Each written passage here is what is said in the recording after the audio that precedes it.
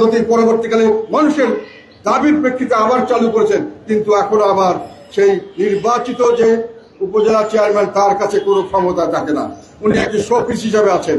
এখন পর্যন্ত কোনো আদালত সেখানে কার্যকর হচ্ছে না।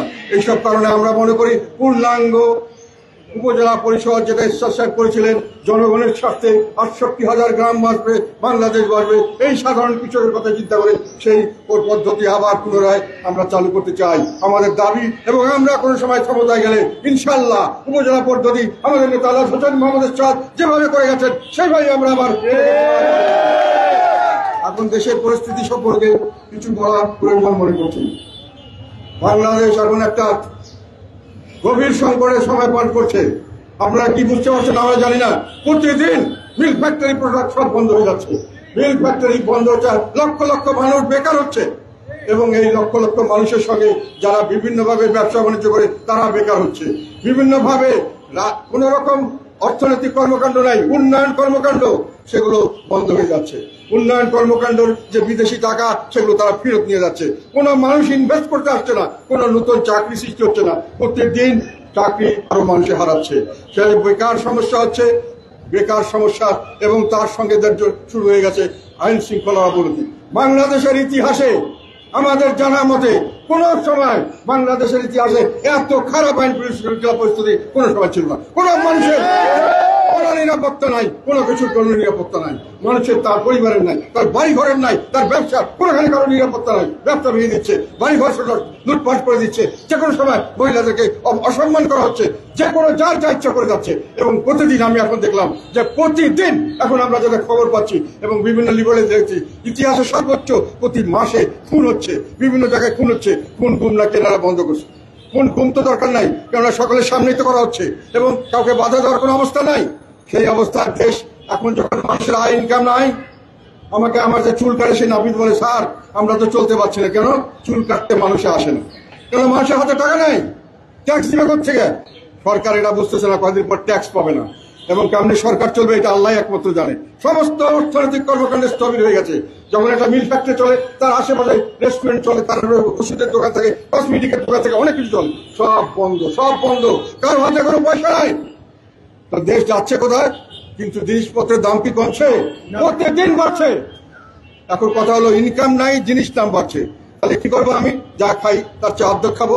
অনেকে যারা অর্ধেক খেয়েছেন তারা খেতে পারছেন না। দেশ দুর্ভিক্ষের দিকে ধাবিত হচ্ছে। কিছু কিছু অংশে এখনো দুর্ভিক্ষ শুরু হয়ে গেছে। আপনারা বিভিন্ন জায়গায় যদি ওই টিসিবির গাড়ি যেখানে ন্যায্য মূল্যে দেওয়া হয় সেখানে যদি দেখেন মানুষকে যতটুকু দেওয়ার কথা তার চেয়ে 10 গুণ মানুষ অনেক আগের থেকে বসে থাকে, পয়সা দিয়ে কিনছে, কিন্তু তারপরেও তারা ওইখানে যায় দাঁড়িয়ে থাকছে সারা দিনের জন্য। এতটুকু মানুষের অবস্থা। আমরা যারা ঢাকা শহরে লাক্সারি লাইফ লিড করে সেটা সবসময় ছিল। যখন 1900 মারা গেছে কাঁচালের সঙ্গে চলছে, সেটা হয়তো বাংলাদেশের মানুষ ভালো আছে। যাচ্ছে আর একটি বড় কাজ এখন এই বর্তমান সরকার করতে সক্ষম হচ্ছে, সেটা হলো দেশকে একটা গৃহযুদ্ধ বাঁধিয়ে দেওয়া। ওইটা ওনাদের এখন একটা এজেন্ডা বলে আমার মনে হচ্ছে। কারণ সামনের দিকে গৃহযুদ্ধ হবে, তারপরে দুর্ভিক্ষ তো আছেই, দেশের মানুষ সব মরবে, দেশের মানুষ অশান্তিতে থাকবে। এমন একটা অশান্তির পরিবেশ দেশে সৃষ্টি করা হয়েছে, বাংলাদেশে কোনো মানুষের মধ্যে শান্তি নাই, সকলে অশান্তিতে নির্ভর করছে।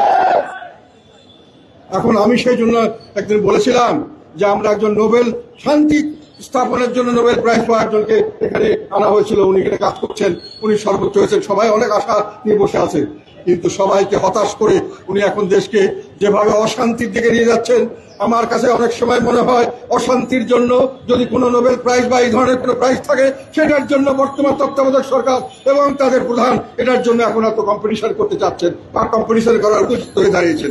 দেশ এখন এই পরিস্থিতি চলছে। আপনার কেন আমি বলছি গৃহযুদ্ধের দিকে যাচ্ছে? আপনারা একটা কথা দেখবেন, আমি কতগুলো ফিগার বলি। দুটো নির্বাচন, একটা হলো 8ম নির্বাচন, দেশে বিদেশে গ্রহণযোগ্য হয়েছে। একটা হলো 2001 সালে, একটা হলো 2008 সালে। 2001 সালে বিএনপি এবং জামাত ল্যান্ডস্লাইড ভিক্টিম পেয়েছিল এবং আমরা আলাদা করেছিলাম, আওয়ামী লীগ আলাদা করেছিল। আর 2008 সালে আওয়ামী লীগ মজা করে আমরা করেছিলাম এবং সেখানে বিএনপি জামাত চলছে।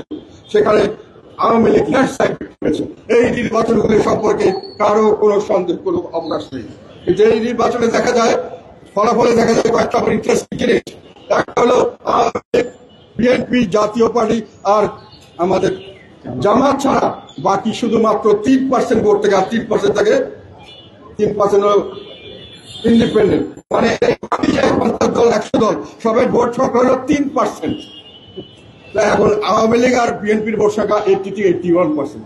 আর যেটা সবচেয়ে লাস্ট ইলেকশনের কথা বললাম, সেই ইলেকশনে যেটাতে সবচেয়ে ভালো করেছে 2001 সালে বিএনপি এবং জামাত জোট, তারা পেয়েছে 45% ভোট। সেই সময় হেরে গেছে কে? হেরে গেছে আওয়ামী লীগ। আর আমরা ছিলাম না আওয়ামী লীগের সঙ্গে, আমরা আর আওয়ামী লীগের ভোট যোগ করে হয় 47% ভোট। এবং এর পরের বার যখন 2008 সালে নির্বাচন হলো, তখন বিএনপি জামাত পেল 37%, আর মহাজোটের আমরা মিলে, জাতীয় পার্টি মিলে পাওয়া গেল 53%। কাজেই যখন সবচেয়ে কম ভোট পেয়েছে আওয়ামী লীগ এবং জাতীয় পার্টি, তখনও জাতীয় পার্টি 47% ভোট পেয়েছে, তখনও বিএনপি আর জামাত পেয়েছে মাত্র 45%। কিন্তু এই আওয়ামী লীগকে বাদ দেওয়া হয়েছে, জাতীয় পার্টিকে বাদ দেওয়া হয়েছে, আর 3% লোক আর জামাত এবং নিয়ে তারা এখন ইলেকশন করতে চাচ্ছেন। তারা এই ইলেকশন করতে গেলে কি হবে? ইলেকশন করতে গেলে এটা কোনো ইলেকশন হবে না। যে ইলেকশনের জন্য আমরা শেখ হাসিনাকে ফেসিবাদ বলি, যেই পতানো খেলার জন্য শেখ হাসিনার বিরুদ্ধে আমরা অবস্থান নিয়েছিলাম, এই সরকার একই কাজ করছেন। এবং ওরা ঐক্য কমিশনের নামে অনৈক্য কমিশন তৈরি করেছেন, সেখানে তার দেশের অর্ধেক লোককে বাদ দিয়ে একটা ঐক্য করার চেষ্টা করছেন। এইটা একটা আমি মনে করি বড় ধরনের ষড়যন্ত্র, দেশের বিরুদ্ধে, দেশকে ধ্বংস করার ষড়যন্ত্র। এই ষড়যন্ত্রের অংশীদার তাদেরকে আমি হুঁশিয়ার করে দিতে চাই। দেশের মানুষ এগুলোকে ক্ষমা করবে না। আপনারা যা মনে করছেন তা হবে না। শেখ হাসিনার মতো লোক সমস্ত বিশ্বের সমস্ত বড় বড় শক্তি তাকে সমর্থন দিয়েছিল, সমস্ত সংস্থা এবং যত ধরনের ইনস্টিটিউশন আছে, প্রতিষ্ঠানকে নিজের কবজায় করে উনি রাখতে পারে নাই। বাংলাদেশের মানুষ তাদেরকে লাঠি দিয়ে ফেলে দিয়েছে, এবং বাংলাদেশের মানুষ 2 মিনিট লাগবে না। এরকম পাতানো খেলার রাজনীতি, যে খেলায় আমাদের নেতা, আমাদের চিফ অ্যাডভাইজার যেটা বলেন যে আমার নিয়োগদাতা কিছু মানুষ, এবং তাদের আবার কিছু বড় জামাত ইসলাম বলে তাদের নিয়োগদাতা নাকি আবার জামাতকে তারাই নাকি এই ছাত্রদেরকে সব রকম সুযোগ সুবিধা দিয়ে রাখছে। কাজেই বর্তমান তত্ত্বাবধায়ক সরকার নিরপেক্ষ নয়, তাদের একটি দল আছে। এইটার জন্যই তো আমরা আন্দোলন করেছিলাম তত্ত্বাবধায়ক সরকার দেওয়ার জন্য, যেখানে কোনো দল থাকতে পারবে না। যাদের দল আছে তারা নির্বাচন করতে পারবে না, তারা নির্বাচনে তত্ত্বাবধায়ক সরকার হতে পারবে না। যাদের নিজস্ব দলের যখন নির্বাচন করবে তারা তত্ত্বাবধায়ক সরকার হতে পারবে না। বর্তমান সরকারের একটি নিজস্ব দল আছে, এবং সেই দলের নেতাকর্মীরা সর্বোচ্চ সুযোগ সুবিধা করছে, তাদের কথা মতো সরকার চলছে। তাহলে সরকার দলীয় যদি নির্বাচন হয়, সেটা কখনোই একটি স্বাভাবিক নির্বাচন হতে পারে না। সেটা একটি পাতানো খেলা নির্বাচন হবে, যেখানে আমাদেরকে বাদ দেওয়া হচ্ছে আওয়ামী লীগকে বাদ। আমি এটার কারণটা আপনাদের বলতে চাই। তারা আওয়ামী লীগের, আমি যেটা বললাম, থার্ড পার্টি হলো জাতীয় পার্টি, ইলেকশনের রেজাল্টের দিকে ফোর্থ পার্টি হলো জামাত ইসলাম। এখন প্রশ্ন হলো আওয়ামী লীগকে বাদ দিছি, এখন যদি মানুষে মনে করে যেটা প্রচার করছে অন্যান্য দলরা, অনেক সময় বিশেষ করে জামাত ইসলাম প্রচার করছে কি যে আওয়ামী লীগের এপিট আর ওপিট হলো বিএনপি, এটা প্রচার করার অর্থ হলো আওয়ামী লীগের এক। মানুষের প্রশ্ন হলো তাহলে থার্ড যদি কেউ থাকে তাকে আমরা চয়েস করতে পারি কিনা। সেখানে জামাতের কথা হলো থার্ড পার্টি হলো তারা। কিন্তু প্রশ্ন হলো জাতীয় পার্টি থাকলে তো তারা থার্ড পার্টি হতে পারবে না, অল্টারনেটিভ হওয়ার তো তাদের কোনো সুযোগ নাই এখানে। সেই কারণে জাতীয় পার্টিকে বাদ দিতে হবে। তারা বিএনপিকে বাদ দিচ্ছে, তারা আওয়ামী লীগকে বাদ দিয়েছে, এইটার আমি কোনো অর্থ দেখি না। আওয়ামী লীগকে আপনি বাদ দিতে পারেন না। আপনি যদি আওয়ামী লীগকে বাদ দিতে চান, মামলা করে যেটা দোষী সাব্যস্ত করতে হবে, তার আগে আপনার যেটা লোক যারা খারাপ করেছে তাকে বাদ দিতে হবে। দলকে কিভাবে বাদ দেওয়া যায় বিচার ছাড়া, একটু অ্যাডমিনিস্ট্রেটিভ অর্ডারে এগুলো করা হবে, এবং তার বিরুদ্ধে বললে তাদেরকে আমাদেরকে নানান রকম ভয়ভীতি দেখানো হচ্ছে। আমরা এখন যেটা দেখছি, সেখানে কোনো প্রেসের কোনো স্বাধীনতা নাই। প্রেসের মানুষ, আমি 2টা আর্টিকেল লিখেছিলাম, আমার 2টা আর্টিকেল ছাপতে কেউ সাহস করছেন না, তারা ভয় করছেন। তাহলে এই ভয়ভীতি, এবং আমরা যখনই কথা বলি, আমি কালকেই আমার নামে মামলা দেওয়া হচ্ছে, আমার এবং আমার বাড়ির বিভিন্ন লোককে মামলা দিয়ে বিভিন্ন আটক করা হচ্ছে। আমাদের কোনো দোষ কোনোখানে তারা খুঁজে পায়নি।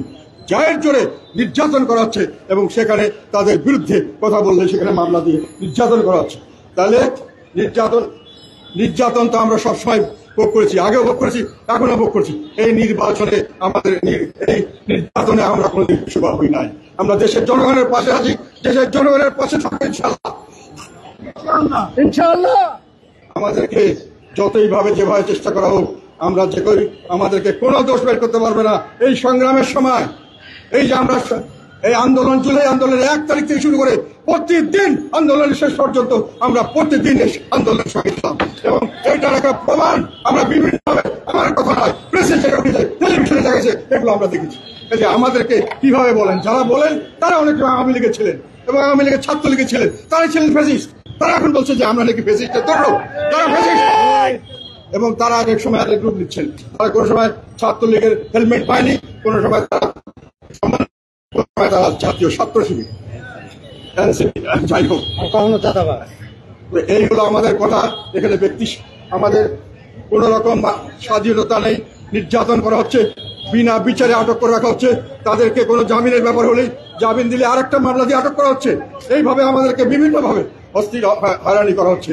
এই জন্য আমি বলতে চাই একটি কথা, সেটা হলো আমরা বলতাম শেখ হাসিনার সময় তাকে একেবারে আমাদের খালের কিনারে এসে উনি রেখে দিয়ে গেছে। আর এখন বলছি বর্তমান সরকার খালের থেকে, আমাদের কিনারা থেকে খালের মধ্যে ফেলে দিয়েছে। এখন দেশ নিচের দিকে পড়ছে। যত দিন দেরি হবে তত বড় ধরনের ক্ষতিগ্রস্ত হবে দেশ, তত বড় ধরনের পতনের কারণে তত ক্ষতিগ্রস্ত হবে। এই জন্য আমাদের আহ্বান, বর্তমান তত্ত্বাবধায়ক সরকার, বর্তমান অন্তর্বর্তীকালীন সরকারের কাছে আমাদের আবেদন, আপনারা নিরপেক্ষ নন এবং আপনারা সক্ষম নির্বাচন বুঝে গেছে, আপনাদের কোনো ভালো নির্বাচন দেওয়ার সক্ষমতাও নাই। কাজেই আপনারা চলে যান, একটা তত্ত্বাবধায়ক সরকারকে দেন যে সম্পূর্ণ নিরপেক্ষভাবে নির্বাচন পরিচালনা করবে এবং সবাইকে সমান সুযোগ দেবে, যাতে করে দেশে একটা রাজনৈতিক স্থিতিশীলতা আসে। রাজনৈতিক স্থিতিশীলতা আসলেই দেশে আবার বিনিয়োগ আসবে, আবার বিদেশি আমাদের বিভিন্ন ধরনের ফান্ড আসবে, মানুষের চলাচল করবে, স্বাভাবিকত্ব আসবে। এখন কোনো ব্যবসায়ী কোনোখানে বিদেশ থেকে এখানে আসছে না, আমাদের দেশের লোককে কোথাও যেতে দেওয়া হচ্ছে না। আমরা একটা দোজখের মধ্যে বসবাস করছি। এর থেকে আমাদের উদ্ধার চাই এবং এই উদ্ধারের জন্য আমাদেরকে মাঠে নামতে হবে। দরকার হলে সামনের দিকে আমরা পাতানো খেলার নির্বাচন আমরা হতে দেব না। নির্বাচন হলে এই নির্বাচন হতে হবে। যত তাড়াতাড়ি সম্ভব বর্তমান সরকার পদত্যাগ করে একটি তত্ত্বাবধায়ক সরকারের ব্যবস্থা করা উচিত, এটি আমাদের দাবি। এবং তাকে আমরা বলবো প্রশাসন এবং সর্বক্ষেত্রে সবার সঙ্গে সেইভাবে বন্দোবস্ত করে আপনারা এমন বন্দোবস্ত নেন যেটার থেকে সাধারণভাবে একটা সঠিক অ্যাডমিনিস্ট্রেশন, সম্পূর্ণ নিউট্রাল অ্যাডমিনিস্ট্রেশন আন্ডারে আমরা ইলেকশন করতে পারবো, যেখানে সত্যিকার অর্থে দেশের সকল মানুষ সুখী হবে, তারা এই নির্বাচন নিয়ে সন্তুষ্ট হবে। সকলে মিলে তখন আমরা দেশকে সামনের দিকে এগিয়ে নিয়ে যাবো, দেশকে এই ভয়াবহ অবস্থা থেকে উত্তরণ করবো, অশান্তির দেশ থেকে শান্তির দেশে চলে যাবো। আমরা আজকের দুর্বল দেশ থেকে, আমরা দুর্ভিক্ষপীড়িত দেশ থেকে আমরা একটা সচ্ছল দেশে পরিণত হবো ইনশাআল্লাহ। আপনাদের সবাইকে অশেষ ধন্যবাদ। আসসালামু আলাইকুম।